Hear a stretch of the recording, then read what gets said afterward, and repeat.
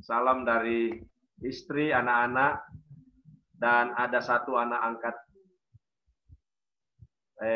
ada anak angkat kami, Yeremanus, kami ambil dari pedalaman Wamena. Nanti ada juga kesaksian dari pedalaman Wamena. Ini wilayah Papua yang pernah kami layani. Ini tempat-tempat yang kami layani selama beberapa saat. Di Sorong 1 tahun, Manokwari 5 tahun, di Wamena 3 tahun, lalu kemudian di Kerom 4 tahun, di Tanah Merah baru 6 bulan, setengah tahun. Kami dipanggil lagi tugas pelayanan menuju ke Bolamondo Selatan. Itu wilayah dari Pendeta Suling di Bolamondo Selatan sana. Kami sudah ada sekitar 1 tahun 6 bulan melayani di Bolamondo Selatan.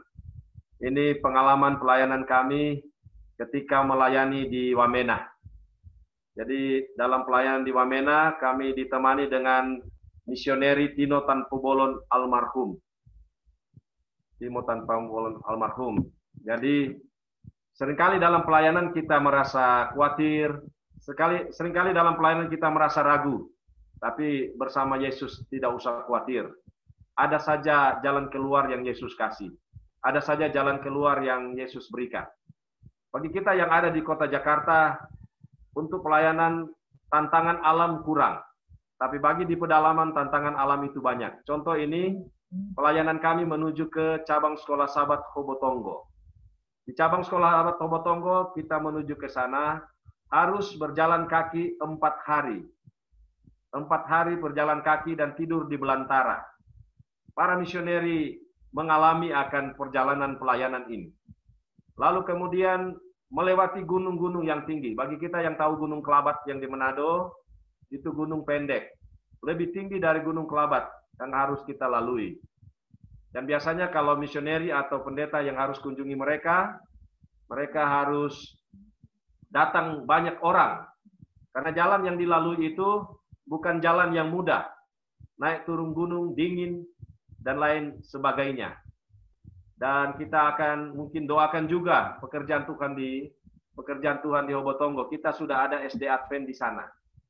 Tapi saat ini dihalangi untuk membuat SMP. Sudah ada penamatan SD Advent pertama dan dihalangi untuk buat SMP oleh gamma mayoritas yang ada di tempat itu. Jadi kita doakan supaya SMP itu boleh dibangun, dan anak-anak di sana jarang pakai seragam. Bersyukurlah anak-anak muda yang ada di kota Jakarta.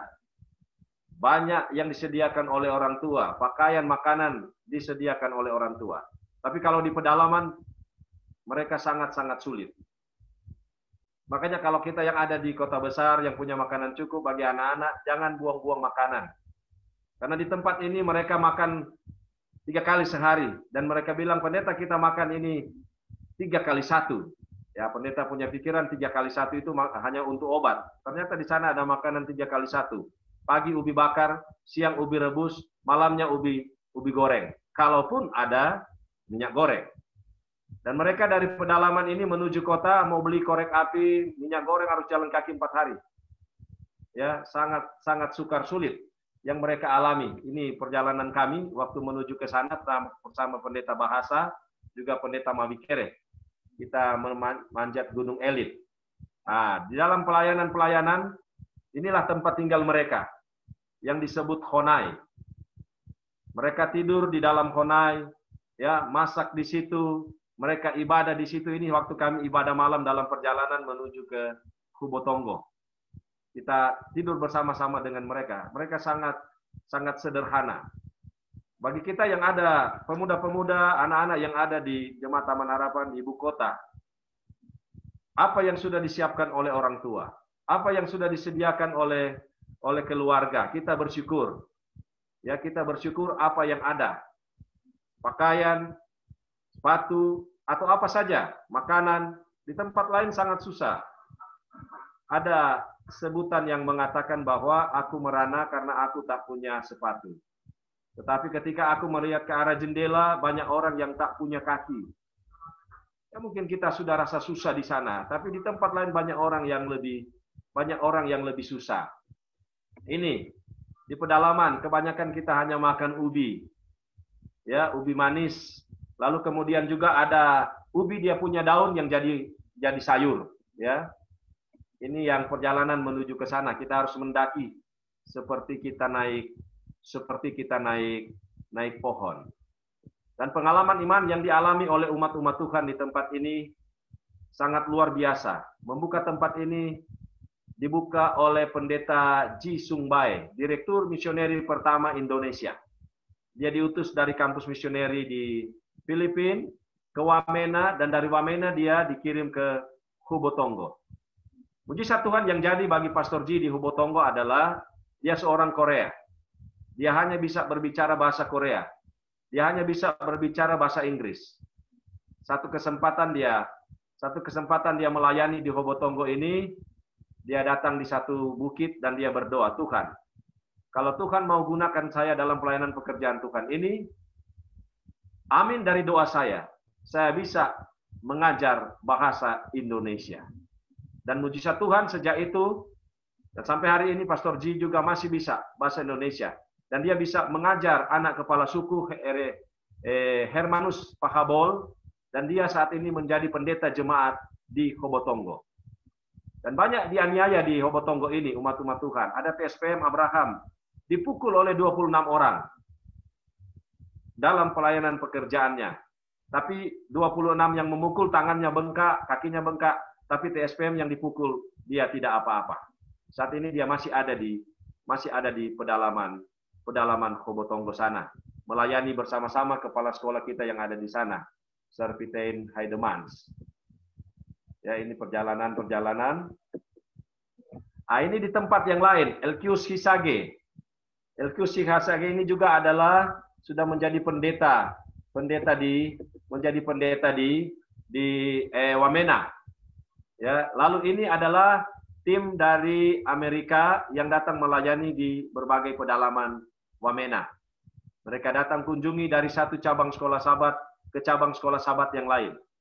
Mereka bisa merasakan bagaimana susahnya dalam pelayanan kalau naik turun gunung. Tapi kalau kita nikmati pelayanan di pedalaman, sangat luar biasa. Berkat yang besar Tuhan sudah siapkan bagi kita yang melayani di pegunungan. Itulah dikatakan bahwa alangkah indahnya kedatangan kaki-kaki orang yang membawa kabar keselamatan. Orang-orang yang membawa damai sejahtera dari satu tempat ke tempat. Dan satu tempat ke tempat yang lain. Ini Honai mereka juga teman-teman kita ini datang melayani sempat tidur di Honai.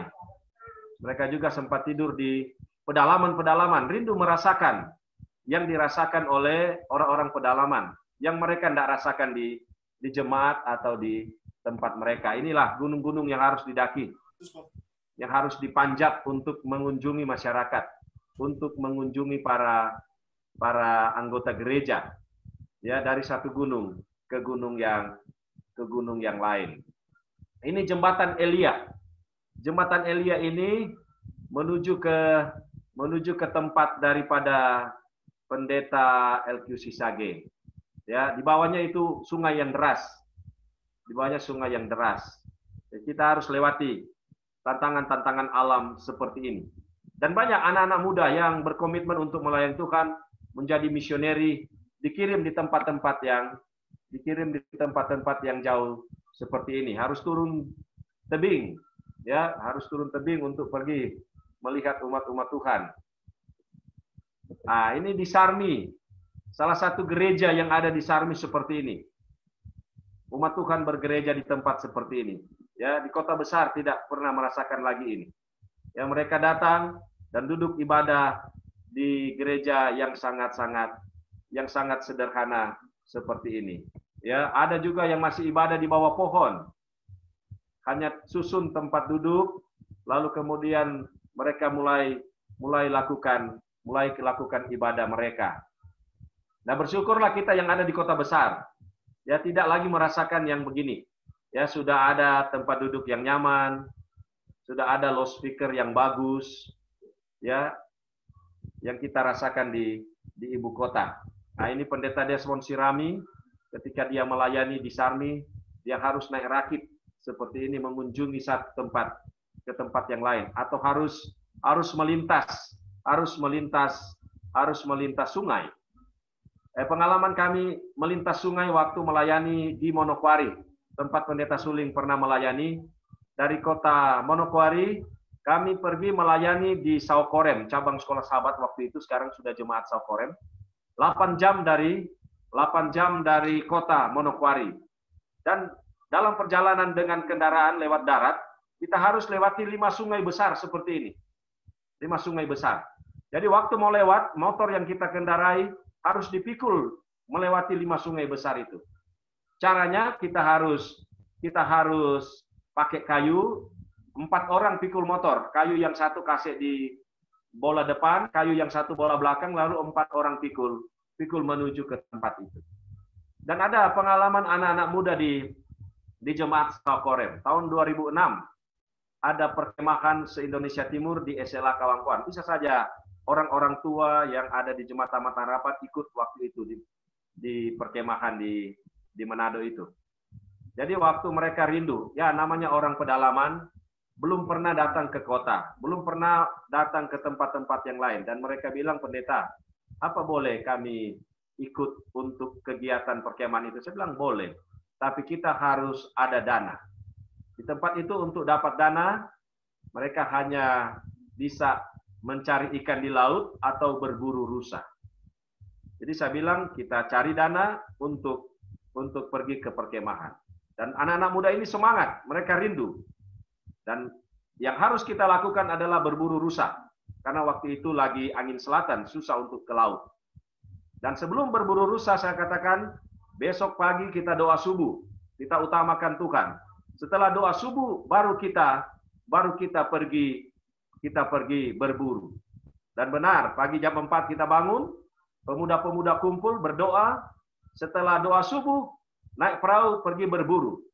Setelah naik perahu menuju ke kampung tetangga, di laut beberapa menit dari kampung Saukorem, di laut sudah ada 2 ekor rusa yang kecapean berenang karena dikejar oleh anjing-anjing daripada pemburu.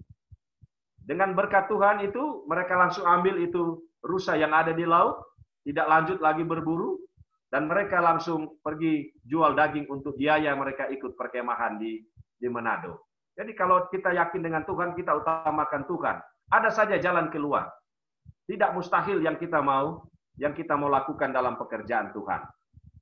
Lalu kemudian ini jalan-jalan gunung-gunung yang harus dilalui kalau kita melayani. Ini di Sarmi adanya Gunung Linta. Jadi Gunung Linta ini kalau kita mau daki banyak sekali linta kiri kanan. Ya, yang menempel di tubuh kita kalau kita melayani di sana. Lewat sungai juga. Kita harus lewat sungai, tapi jangan khawatir, pasti ada jalan keluar. Ada saja cara Tuhan untuk menolong kita dalam pelayanan pekerjaan Tuhan. Ya, seperti inilah kalau kita mau melewati sungai. Ya, kalaupun ada kendaraan dipikul untuk kasih lewat sungai.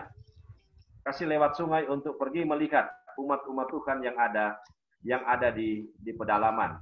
Di dalam perjalanan, kalau kita kemalaman, kita harus bikin tenda 1 malam untuk tidur di situ. Kita tidur di tenda-tenda. Ya, kalaupun anak-anak muda wilayah pergi untuk melayani, ada tidur seperti ini. Ya, harus tidur di belantara. Ya, bikin tenda dan tidur di belantara. Dan dalam perjalanan pendakian, seringkali kita harus ada tantangan-tantangan seperti ular. Kita ketemukan ular di jalan, tapi tidak masalah. Ya, tidak masalah. Karena kalau kita tidak ganggu mereka, mereka pun tidak akan ganggu kita dalam pekerjaan ini. Lalu kemudian juga pelayanan pekerjaan Tuhan di Bovendigul, Tanah Merah, di Korowai. Di situ ada 5 suku besar. Lalu kita ada gereja Tanah Merah, ada cabang sekolah sahabat, Asiki, Kumirok. Lalu kemudian ada Kabuage, ya, di Tanah Merah. Ini tempat pembuangannya, kita punya pelopor kemerdekaan ini Bung Hatta. Dibuang di Tanah Merah. Ada 112 desa, populasinya ada 68.645. Ini kita punya gereja di Tanah Merah. Satu-satunya gereja yang ada di kota Bovendigul, Kabupaten Bovendigul, Tanah Merah. Ini Pendeta Raffles, waktu kami ganti tugas di Tanah Merah. Jadi kita harus lewati tanah-tanah yang warnanya merah, makanya dikatakan Tanah Merah. Ini dia punya cabang sekolah Sabat, ibadah cabang sekolah Sabat. Ini dia punya gereja yang ada di Asiki, cabang sekolah Sabat Asiki. Dan di kota besar tidak ada lagi seperti ini. Kalau pergi gereja, sepatu bersih, pulang juga pasti sepatu bersih. Ya, tidak ada lagi sepatu yang kotor seperti ini. Ya, oleh karena kita harus melintas di tanah-tanah yang begitu banyak beceknya. Kendaraan pun jadi seperti ini. Ini cabang sekolah Sabat. Ya, cabang sekolah Sabat. Di sini juga kita mendapat tantangan dari gereja mayoritas di situ. Misioneri diusir dari tempat ini. Misioneri diusir dari tempat ini, lalu kita pindahkan ke tempat lain. Tapi Bapak yang angkat tangan jempol itu, Pak Markus, dia seorang yang setia walaupun ditantang oleh masyarakat, tapi dia tetap mempertahankan kebenaran yang dia sudah terima dengan beberapa anggota keluarga yang ada di rumahnya.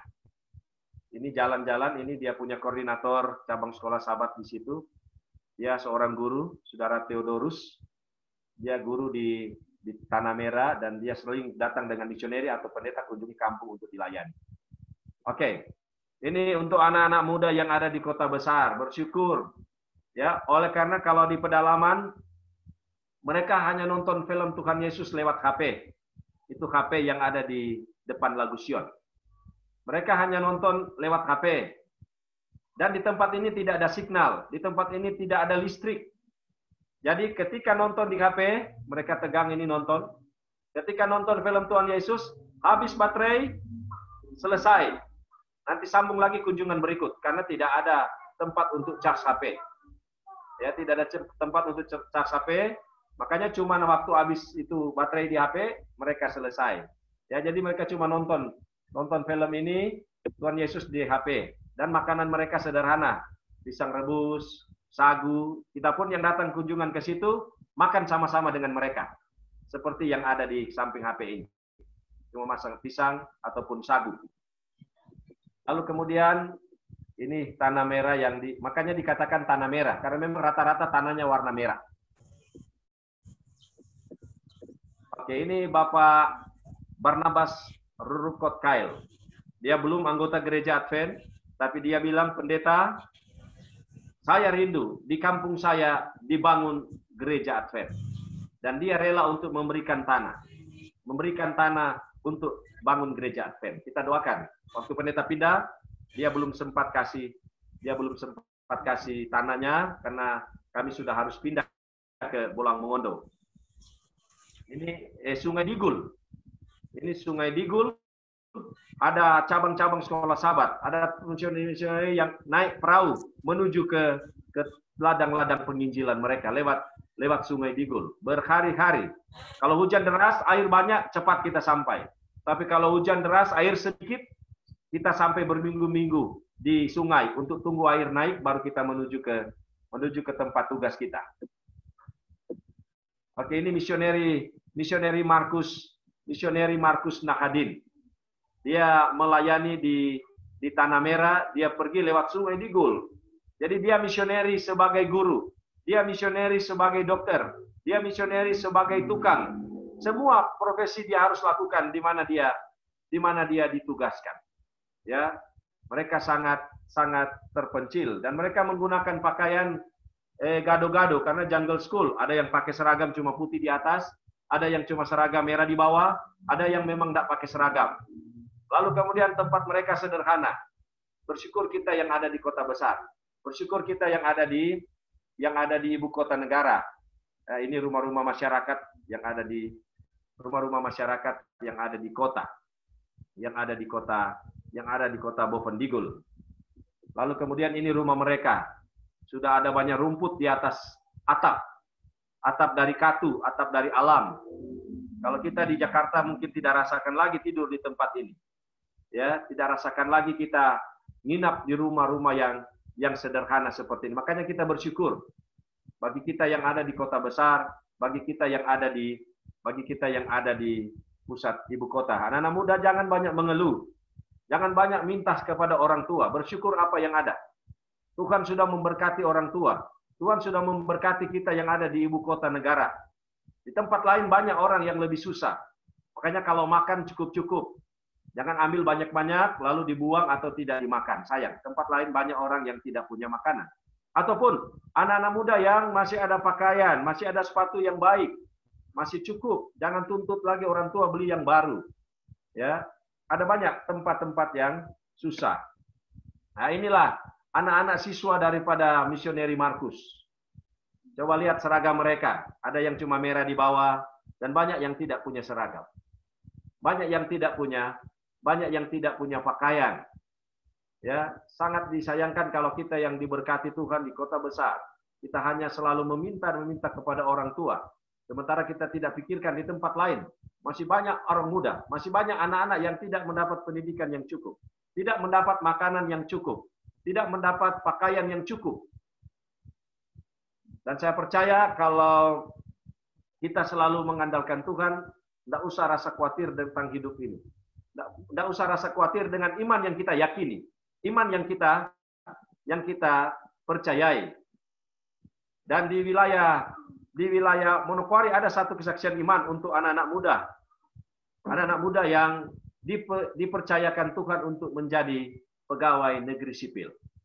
Kita selalu katakan kepada umat bahwa kita harus yakin apa yang dikatakan dalam Kisah 5 ayat 29. Ya, Kisah Rasul pasal 5 ayat 29. Kita harus lebih taat kepada Allah daripada kepada manusia. Jadi ada lima anak muda yang dipanggil oleh Pemda. Mereka lolos menjadi pegawai negeri sipil, CPNS. Ya, 5. Dan dalam memasuki calon pegawai negeri sipil ini mereka harus mengikuti prajabatan. Jadi prajabatan yang mereka harus lalui 3 minggu. Dan 3 minggu ini 3 sabat harus kena ikut prajabatan. Waktu mereka dipanggil minggu pertama harus ikut prajabatan hari Sabat. Mereka bilang, pendeta tolong bikin surat permohonan supaya kami boleh ibadah hari Sabat. Ya, bikin permohonan. Kami buatkan permohonan kepada mereka dan permohonan dimasukkan kepada kepala BKD. Waktu kami menghadap kepala BKD, dia bilang bahwa pendeta, kalau tidak ikut prajabatan, maka tidak akan lulus sebagai pegawai negeri sipil. Dan saudara yang kekasih, anak-anak muda, 5 anak muda ini mereka bergumul. Mereka bilang, pendeta bagaimana? Saya bilang, yakin saja, jangan khawatir. Tuhan pasti kasih jalan keluar. Kalaupun Tuhan tidak kasih jalan keluar, ada tempat lain Tuhan akan gunakan kamu daripada mengorbankan kebenaran Sabat. Besoknya hari Sabat, yang hadir di pertemuan gereja hanya 3. Sementara yang 2 tetap ikut prajabatan. Hari Seninnya mereka pergi, yang 3 dari pimpinan BKD panggil dan tidak dikasih ikut lagi. Saya bilang, tinggal di situ karena menentukan lulus atau tidak lulus kamu pegawai negeri sipil, bukan BKD, bukan kabupaten, tetapi dari pusat. Saya kasih pendek cerita, kesetiaan ketiga anak muda ini, ketika pengumuman, 3 sabat mereka tidak ikut prajabatan. Ketika pengumuman, dalam pengumuman disampaikan bahwa semua lulus menjadi pegawai negeri sipil. Jadi ketaatan mereka kepada Tuhan, keyakinan mereka kepada Tuhan, akhirnya yang 2 ini yang stres. Mereka sudah korbankan Sabat, mereka sudah ikut hari Sabat, lulus, yang tidak ikut lulus. Jadi mari kita tetap teguh dalam mempertahankan kebenaran. Dan dalam pelayanan di pedalaman-pedalaman ini, banyak yang kami alami disidang oleh denominasi-denominasi yang lain, oleh karena ada anggota-anggota gereja yang datang menerima kebenaran Tuhan, yang datang untuk menerima Yesus sebagai Tuhan dan Juru Selamat pribadi. Salah satu pengalaman yang kami alami ketika melayani di wilayah Sorong, tahun pertama. Di satu wilayah di Kokoda, Kilo 8, waktu KKR ada 18 jiwa yang dibaptis di situ. Dan ketika 18 jiwa ini dibaptis, gereja awal mereka marah dan mengundang kami untuk disidang. Kami dengan tua-tua gereja pergi undangan itu hari Minggu, dan kami disidang seperti mau dimakan, seperti mau dibunuh. Karena yang datang menyidang kami ada yang bawa panah, ada yang bawa tombak, ada yang bawa parang. Ya, intinya adalah mereka mau mengembalikan anggota gereja mereka ketika mereka bertobat.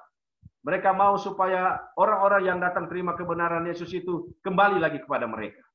Tapi kami hanya katakan bahwa mereka yang memilih untuk bertobat, bukan kami yang memaksa. Dalam cerita, dalam perbincangan itu kurang lebih 2 jam. Kami diancam, tapi berkat Tuhan, kami serahkan semua kepada Tuhan. Orang-orang yang dibaptis tetap setia, dan kami hanya berdoa, kami berdamai, dan itu selesai. Dimanapun kita pergi, dimanapun kita melayani, pasti banyak tantangan-tantangan yang kita alami dalam pekerjaan Tuhan. Sama juga yang kami layani di Bela Bolsel ini. Di Bela Pondok Selatan saat ini, mereka di sana 18 tahun tidak ada pendeta. Lalu dari tahun 86, mereka cuma ada gereja sederhana dari papan. Tapi puji Tuhan, saat ini mereka lagi membangun 2 gereja. Mereka punya keyakinan bahwa Tuhan ada di sana. Mereka yakin bahwa Tuhan akan menolong mereka. Dan di sana ada 7 kecamatan. Yang ada gereja kita, yang ada anggota gereja kita baru 3 kecamatan. 4 kecamatan yang pada saat ini ada kena bencana, belum ada anggota gereja kita. Anak-anak muda yang ada di Jemaat Taman Harapan dan semua anggota gereja yang mengikuti acara ini, yakin saja, tidak ada kebenaran yang lebih benar dari yang kita sudah percayai saat ini. Tidak ada kebenaran yang lebih benar dari yang kita sudah terima saat ini. Satu bukti yang mau pendeta bagikan.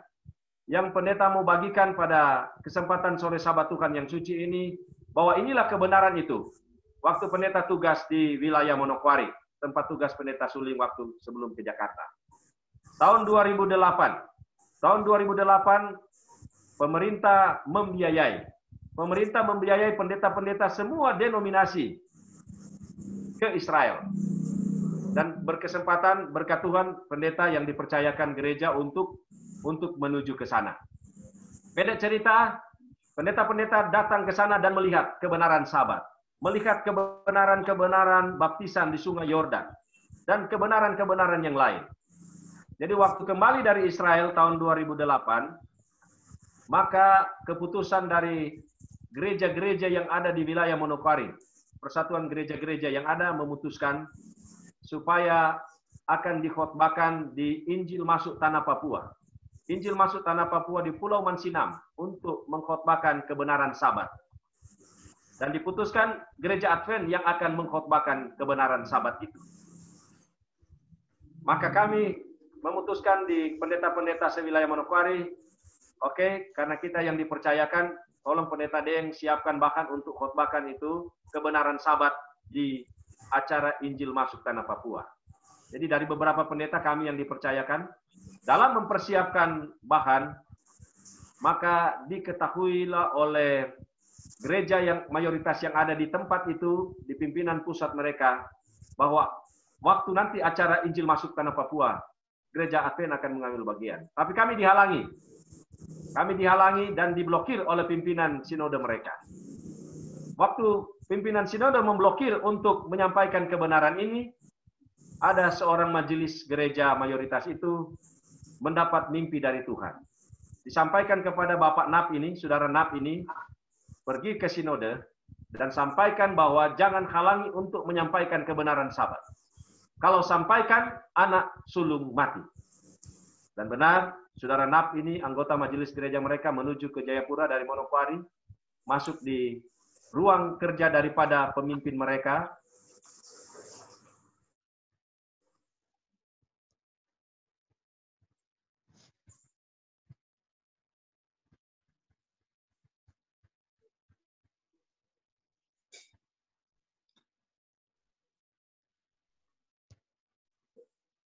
Gangguan.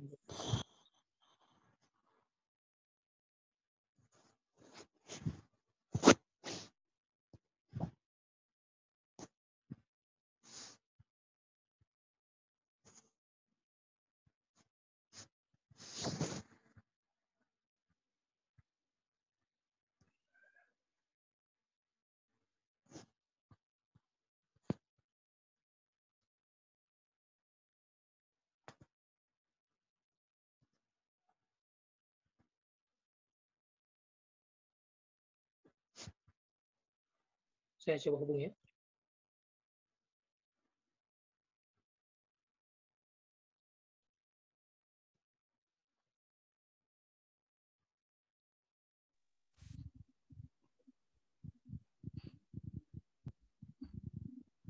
Dia yang akan memberikan jalan keluar kekhawatiran-kekhawatiran hidup kita.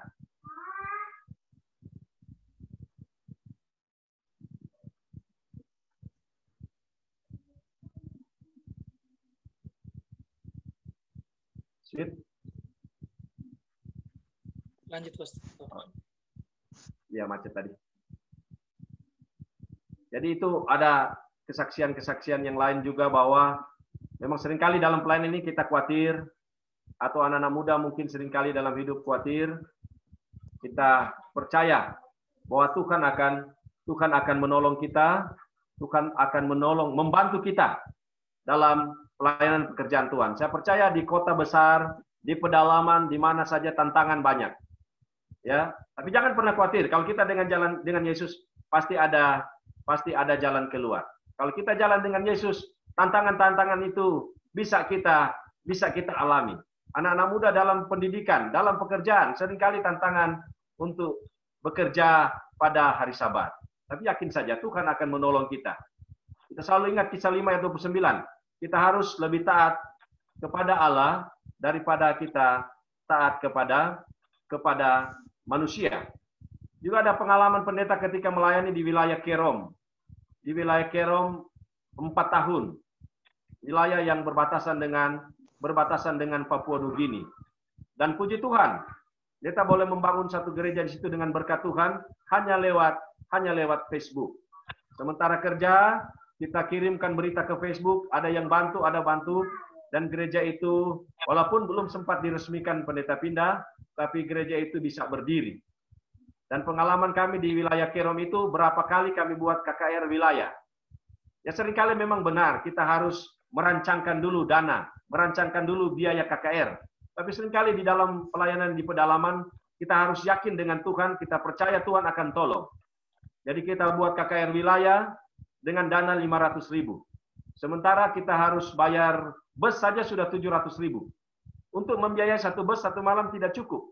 Tapi dengan keyakinan anggota gereja, dengan iman anggota gereja, memulaikan KKR dengan biaya 500.000, lalu kemudian habis KKR, banyak biaya yang dikeluarkan, masih ada sisa dana 500.000, bahkan lebih daripada dana awal yang kita buat. Karena setiap saat ada saja orang yang kirim dana, ada saja orang Tuhan gunakan dari agama yang lain, dari denominasi yang lain untuk membantu pekerjaan Tuhan, untuk menolong pekerjaan Tuhan untuk dilakukan. Ada banyak cara Tuhan untuk menghilangkan kekhawatiran kita. Ada banyak cara Tuhan untuk menolong kita dalam pekerjaan penginjilan kita. Kalau mungkin di ibu kota lain tantangan untuk menghadapi pekerjaan Tuhan di sana, ya di ibu kota juga dia punya situasi lain lagi, tapi yakin saja dengan Yesus tidak ada yang mustahil. Tuhan akan tolong, Tuhan akan bantu. Pengalaman yang lain yang pendeta alami bersama Pastor Jisung Bae di Sorong tahun 2006. Kami melayani dengan Pastor Jisung Bae di wilayah Sorong. Kami harus mengunjungi jemaat Tuhan yang ada di Saundare. Jadi waktu Pastor Ji datang, dia bilang kita sudah doakan, mari kita mau kunjungi Saundare. Tapi di dalam pelayanan ke Saundare itu dari kota Sorong, bagi saudara yang dari Jemaat Taman Harapan sudah pergi ke Raja Ampat tahu, kita harus naik perahu menuju ke Saiwai, dari Saiwai menuju ke kita punya jemaat yang ada di Saundare itu pakai perahu lagi longboat. Dan kita waktu itu belum ada perahu-perahu besar menuju ke situ, hanya pakai longboat yang tanpa semang-semang, tanpa dia punya bagian pinggiran itu. Jadi kami pergi ke pelabuhan, waktu itu angin selatan, sementara di pelabuhan itu juga memasang bendera hitam. Artinya kalau bendera hitam itu tidak boleh ada pelayaran. Tapi karena Pastor Ji bilang, pendeta kita harus pergi karena kita sudah doakan. Datang kepada Kepala Syah Bandar, dia bilang pendeta so tahu ada bendera hitam.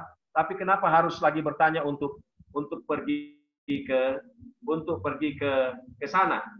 Datang sama Pastor Ji, kami sampaikan, Pastor Ji, kita tidak bisa pergi karena laut lagi bergelora dan tidak boleh ada pelayaran. Dia bilang tidak, Tuhan ada menunggu kita. Umat Tuhan ada tunggu di sana. Kita harus pergi. Kami datang lagi kepada kepala Sebandar dan dia bilang, pendeta, kalau memang harus paksa pergi, kami sebagai petugas tidak punya tanggung jawab kalau terjadi sesuatu di laut. Dan benar, saudara, saya datang kembali Pastor Ji, tanya sama motoris, Pak John Samu-Samu, bilang, Pak John bagaimana? Dia bilang, pendeta, kalau pendeta yakin pergi, jalan saja, Tuhan akan berikan pertolongan. Jangan khawatir, kami naik di perahu, 3 km dari laut, air gelombang masuk di dalam perahu. Kita keluarkan air, limas air kasih keluar, tidak habis-habis. Tapi saudara yang kasih, memang benar keyakinan Pastor Ji, 3 km dari pelabuhan sampai ke Saundarek, airnya seperti kaca. Airnya teduh, tidak ada gelombang lagi. Jadi kami layani di Saundarek itu. Di Saundarek itu adalah jemaat Advent mayoritas di sana, dan ada sekolah Advent di sana. Kita layani beberapa hari di situ. Ternyata tantangan tidak habis di situ. Ya, waktu mau pulang, ada waktu itu kepala sekolah kita ada SD Advent di sana. SD Advent Ibu Roring. Dia bilang, pendeta, bahan makanan saya sudah habis. Apa saya boleh ikut untuk ke kota? Dan saya bilang, Ibu boleh. Masih banyak tempat di perahu. Kita bisa sama-sama menuju ke kota Sorong. Dan dari Saundarek kita mampir ke cottage-nya Pak Max Amer, suami dari Anita Matahari. Kita mampir ke situ untuk pamit sama dia bahwa kita akan pulang ke kota Sorong. Sampai di Mansuar, di Pulau Mansuar itu, di tempat daripada Pak Max Amer, kembali laut bergelora, kembali awan menjadi hitam, dan Mem Roring sampaikan kepada kami, pendeta, kalau boleh nanti kita lanjutkan perjalanan besok, karena laut sementara bergelora, langit sudah hitam, itu tandanya nanti ada gelombang besar di laut. Dan Mem Roring lagi sampaikan, pendeta, saya tidak mau 2 kali hanyut di laut. Karena dia sudah pernah alami. Ketika cuaca buruk, dia mengadakan perjalanan, dan dia terbawa ombak waktu itu. Lalu saya katakan, Pastor Ji, sesuai dengan pengalaman, nanti kita lanjutkan besok. Karena laut sudah bergelora, langit sudah hitam. Dan dia bilang, tidak, kita harus pulang, karena ada jiwa-jiwa yang lain menunggu saya di tempat yang harus saya tuju. Jadi saudara yang kekasih, kami berangkat, keluar dari Pulau Mansuar, menuju ke kota Sorong, ombak bergelora, lalu kemudian air masuk lagi di dalam perahu.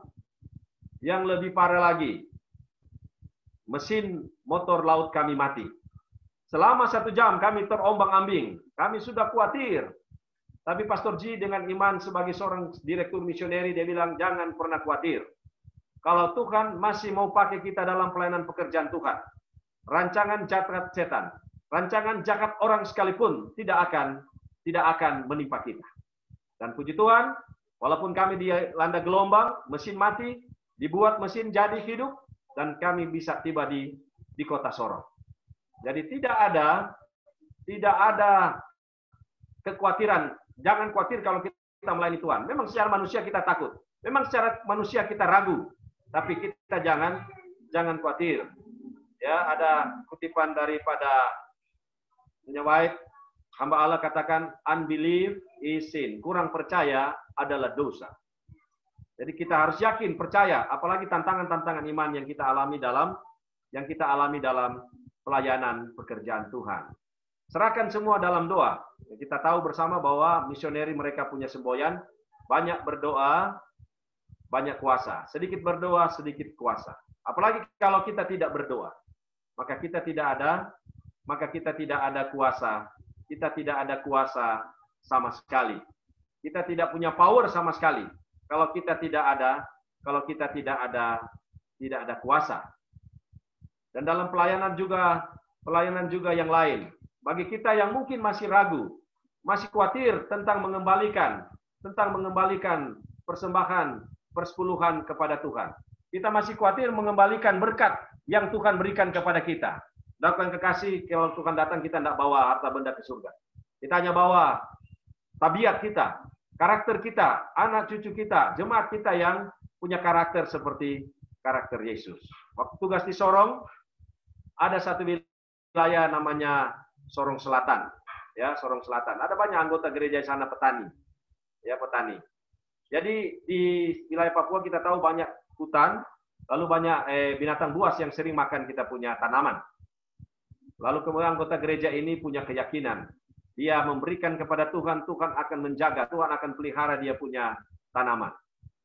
Masyarakat membuat pagar untuk dia punya tanaman, pisang, jagung, dan lain sebagainya. Tapi anggota gereja ini yakin Malaki pasal 3. Tuhan akan menghardik belalang pelahap. Jadi setiap hari Sabat, ketika dia ada memberi perpuluhan, bendahara mengembalikan dia punya kwitansi perpuluhan. Hari Minggu pagi dia ke kebun. Dan dia menancapkan kwitansi-kwitansi perpuluhannya di sudut-sudut kebunnya. Dan dia bilang, Tuhan akan menghardik belalang pelahap. Tuhan akan menjaga tanaman saya. Dan benar. Masyarakat heran. Mereka membuat pagar yang rapat, tapi binatang buas tetap memakan tanaman mereka. Tapi dia, dengan keyakinan, binatang buas tidak memakan dia punya tanaman. Dia bisa mempunyai panen yang banyak. Dan dia memberikan yang terbaik. Dia memberikan yang terbaik untuk Tuhan. Dia punya kekhawatiran, dia serahkan sama Tuhan. Ya, dia yakin Tuhan akan jaga, Tuhan akan pelihara apa yang dia berikan kepada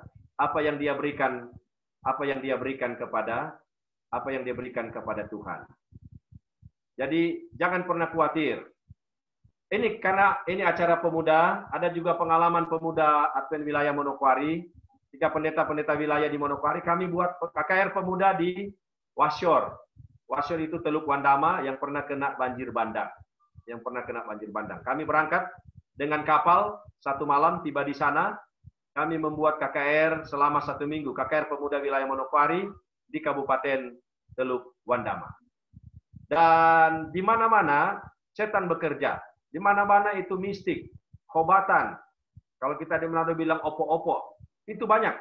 Dan di Washor ini juga dia punya khobatan ini luar biasa. Dia punya mistik kuat sekali. Ada tempat-tempat tertentu orang foto tidak ada gambarnya di sana. Dan betul ketika anak muda itu datang KKR di situ, dakwaan kekasih dalam Kristus, 1 minggu kami buat KKR dan setiap sore itu bau yang mereka bilang itu suwangi, bau anggur kupu, ya di situ. Setiap sore. Dan saya katakan, jangan takut, jangan khawatir, kita bawa dalam doa, kita tidak bisa punya kuasa untuk melawan kuasa-kuasa kegelapan. Karena di situ agama mayoritas sangat menentang kebenaran Alkitab. Agama mayoritas sangat menentang kebenaran Sabat. Agama mayoritas sangat menentang akan gereja kita untuk masuk di wilayah itu. Dan setiap sore tantangan kita alami. Setiap sore kita diganggu oleh kuasa-kuasa kegelapan. Lalu kemudian saat malam tiba untuk khotbah kebenaran Sabat. Saat tiba untuk mengkhotbahkan sejarah perubahan Sabat secara dunia. Khotbah sejarah perubahan Sabat ini, maka 1 jam sebelum KKR mulai, hujan deras. 1 jam sebelum KKR mulai, angin kencang. Tenda yang kita bangun hampir-hampir rubuh. Anak-anak muda mulai khawatir. Saya panggil di bilik bersakat. Saya bilang, mari kita berdoa. Serahkan sama Tuhan. Tuhan pasti akan menolong kita. Betul? Kita datang di bilik bersakat. Sementara khotbah, KKR, angin kencang. Ya, tenda hampir-hampir mau terangkat. Setelah habis KKR, doa tutup. Angin itu teduh. Angin itu dia reda. Dan puji Tuhan, di akhir KKR ada beberapa jiwa yang dibaptiskan. Dan anak-anak muda yang ikut dalam KKR ini, iman mereka diteguhkan. Iman mereka dikuatkan. Dan mereka lebih yakin bahwa Tuhan selalu menolong. Tuhan selalu membantu dalam pelayanan pekerjaan Tuhan. Dan waktu pendeta masuk di wilayah Washor ini, anggota-anggota gereja datang dan sampaikan, pendeta, kalau melawat jangan sembarang makan, jangan sembarang minum. Karena seringkali orang kasih racun di makanan. Seringkali orang kasih racun di minuman. Saya katakan terima kasih untuk informasi, tapi yakin dan percaya bahwa kita datang bawa kabar baik, kita bawa keselamatan, kabar keselamatan, Tuhan pasti akan menolong kita. Tuhan pasti akan membantu kita. Dan ketika saya pergi melawat, anggota-anggota mereka khawatir, aduh ini jangan-jangan pendeta kena racun. Bahkan mereka kasih saran, kalau mau minum, sebelum minum, ketuk pantat gelas dulu.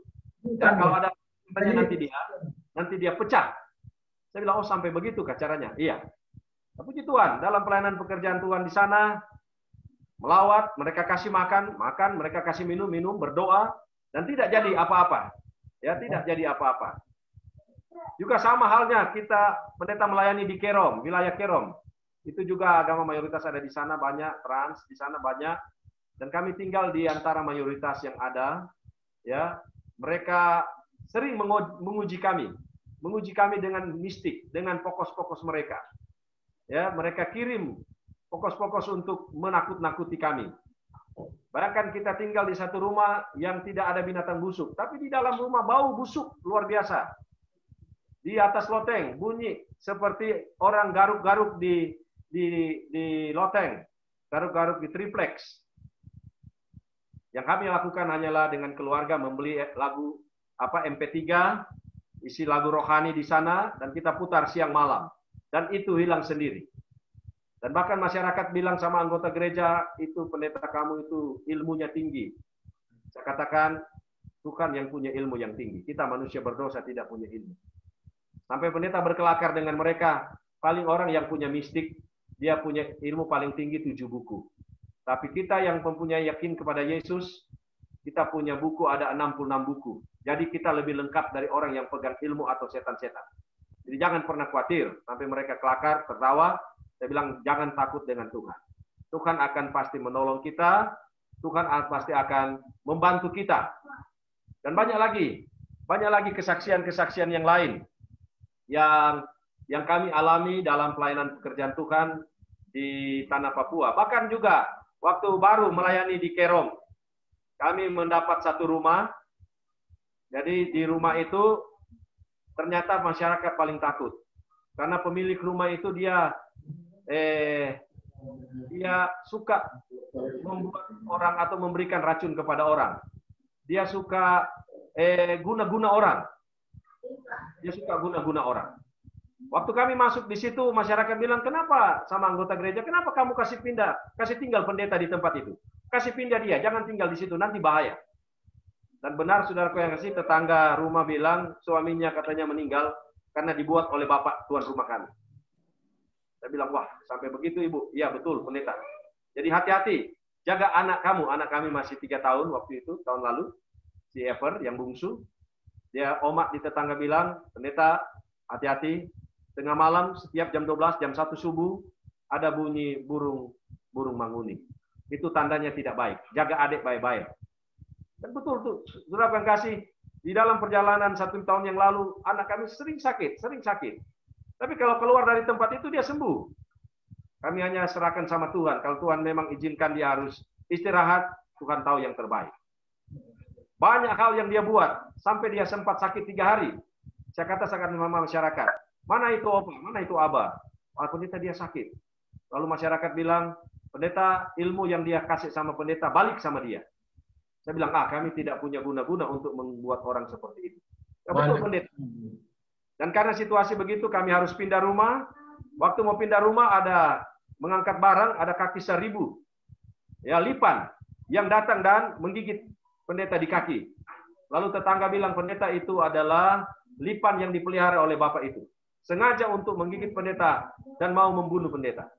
Saya bilang terima kasih informasinya. Ada Tuhan yang lebih berkuasa. Ada Tuhan yang lebih berkuasa daripada orang yang mempunyai ilmu di dunia ini. Dan benar kami pindah. Sampai sekarang di kaki masih ada tanda gigitan lipan. Tapi puji Tuhan dengan berkat Tuhan tetap sehat, tetap kuat. Dan Tuhan selalu memberikan kesehatan untuk melayani dia. Tuhan kasih kekuatan untuk menyampaikan kabar selamat kepada orang-orang dimanapun Tuhan boleh mengutus pendeta maupun keluarga pendeta. Mungkin itu kesaksian-kesaksian yang pendeta bagi nanti lain. Nanti kalau ada renungan tutup sabat, pendeta akan bagi juga di renungan tutup sabat. Pendeta Suling katanya ada mungkin yang mau tanya jawab atau mau sharing, boleh sebelum kita renungan tutup sabat. Ada mungkin yang mau tanya atau ada yang mau sharing, mau bagi pengalaman atau apa, boleh pendeta boleh berikan kesempatan sebelum kita masuk kepada renungan tutup sabat. Pendeta Suling mungkin bisa bantu MC. atau MC Bantu.